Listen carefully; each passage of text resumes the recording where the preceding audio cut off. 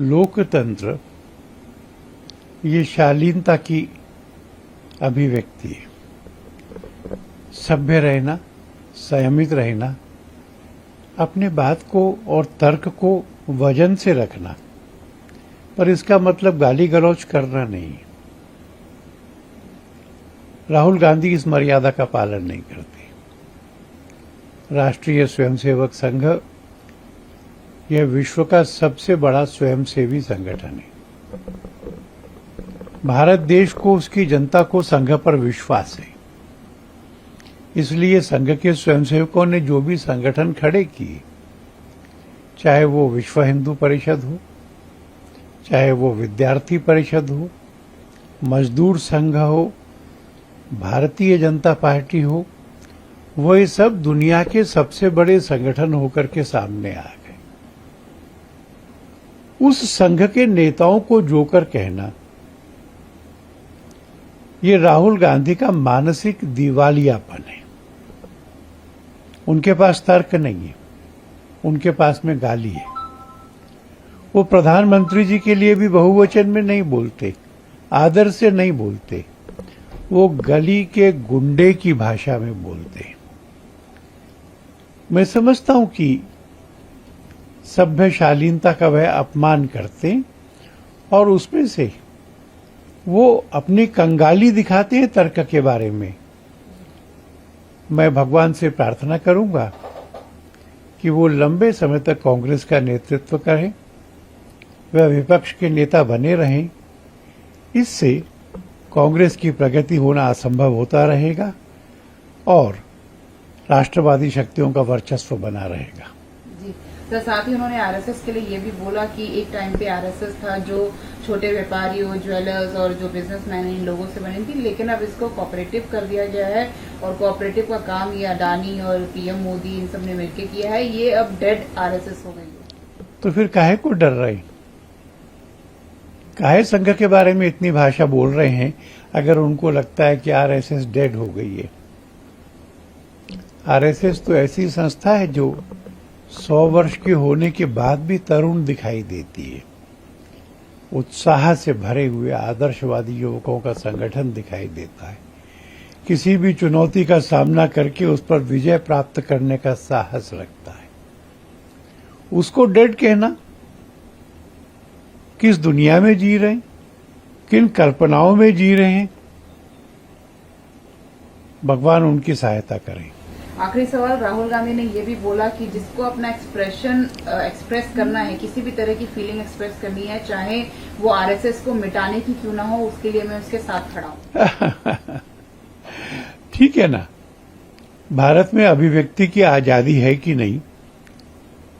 अगर इसकी परीक्षा करनी हो तो उनका ये वाला भाषण देखना चाहिए। वो ये सब उल जलूल बोल रहे हैं और कानून उन्हें कुछ नहीं कह रहा है। वो प्रधानमंत्री को बोलते हैं कि रात में सोता नहीं है।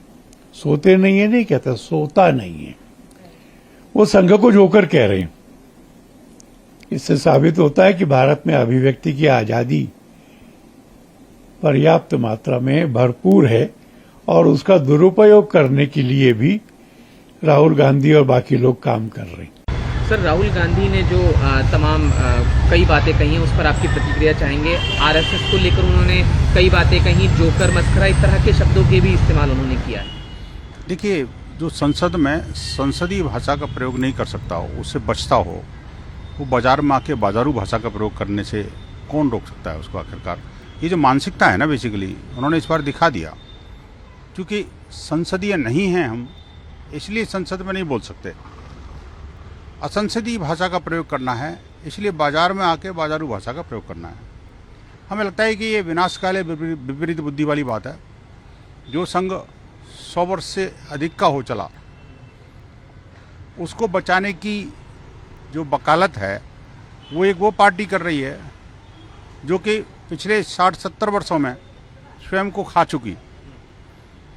आप देखिए कि कई दशकों तक, 5-6 दशकों तक शासन करने वाली पार्टी आज अपने मन मस्तिष्क को पूरी तरह से खा चुकी है। ऐसा लग रहा है कि वो जो कहते हैं ना, कभी मैं खैर उस भाषा का प्रयोग नहीं करना चाहता जो भाषा का प्रयोग ये लोग करते हैं।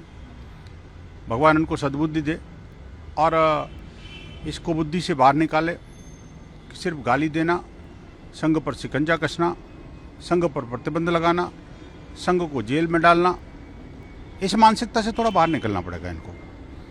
और चाहे कर्नाटक की बात हो, जो एक्चुअली दो राजकुमारों में भी द्वंद्व चल रहा है आजकल, एक जो विदेशी माता की संतान है और एक वो जो पार्टी के अध्यक्ष की संतान है, वो दोनों में ऐसा लग रहा है कि कौन बड़ा कौन छोटा।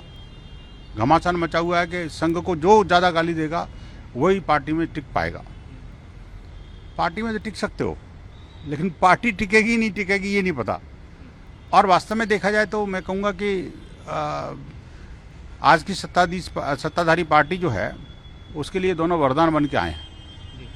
क्योंकि देखिए देश का इतिहास है कि जब जैसे जैसे संघ पर आघात किए गए तब वैसे वैसे संघ उभर के बाहर आया। क्योंकि जनता समझ रही है, जनता जान रही है कि आखिरकार कौन सही है कौन गलत है। ये उपदेश तो बहुत देते हैं, धरातल पे नहीं करते, और उपदेशों में भी अपने खुद ही उपदेशों में फंस जाते हैं। आप देखिए कि मैंने आज वीडियो भी ट्वीट किया कि एक गुब्बारे को लेकर के इन्होंने पिछले 10-12 वर्षों में कितनी बार मोदी जी पर आघात किए। वो गुब्बारे वाली मानसिकता से नहीं निकल पा रहे। ये कांग्रेस भी एक तरह से वो जो हवाई गुब्बारा है, वो इसके बारे में मैं क्या कहूँ, ये खुद जानते हैं इस बात को लेकर के। लेकिन अच्छा हो, अपने अंतरात्मा में झांकें। संघ पर कीचड़ उछालने से आपका भला नहीं होगा। हालांकि मैं समझ रहा हूँ कि भाई आखिरकार इनकी वही स्थिति है जैसी कभी रावण की थी कि अंत समय में उनको राम ही राम याद आ रहे थे, क्योंकि पता है कि उद्धार वहीं से होना है। भगवान उनको सद्बुद्धि दे।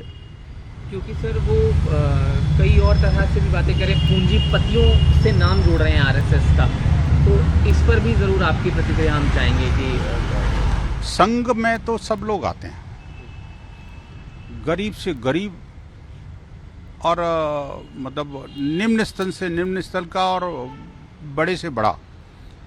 देश के राष्ट्रपति, पूर्व राष्ट्रपति भी संघ से आते हैं। देश के जो कूड़ा बीनने वाला जो कर्मचारी है, व्यक्ति है, या जो सरकारी नौकरी में जो निम्नतम स्तर पर काम करने वाला कर्मचारी है, वो भी संघ में आता है। मैं जिस शाखा में जाता हूँ उस शाखा में हर प्रकार के लोग आते हैं। मुझे आज तक उनकी जाति, मत, पंथ, संप्रदाय के बारे में नहीं पता लगा कभी भी। तो संघ तो सर्वस्पर्शी है, सर्वग्राह्य है, समानता में विश्वास करता है, समता में विश्वास करता है, राष्ट्रीय एकात्मता में विश्वास करता है। लेकिन कुछ लोग हैं जो कि बात तो जोड़ने की करते हैं और काम तोड़ने का करते हैं। तो इनको अपने अंतरात्मा में झांकना चाहिए। इनकी यही बातें जो है इनके लिए आत्मघाती साबित हो रही हैं।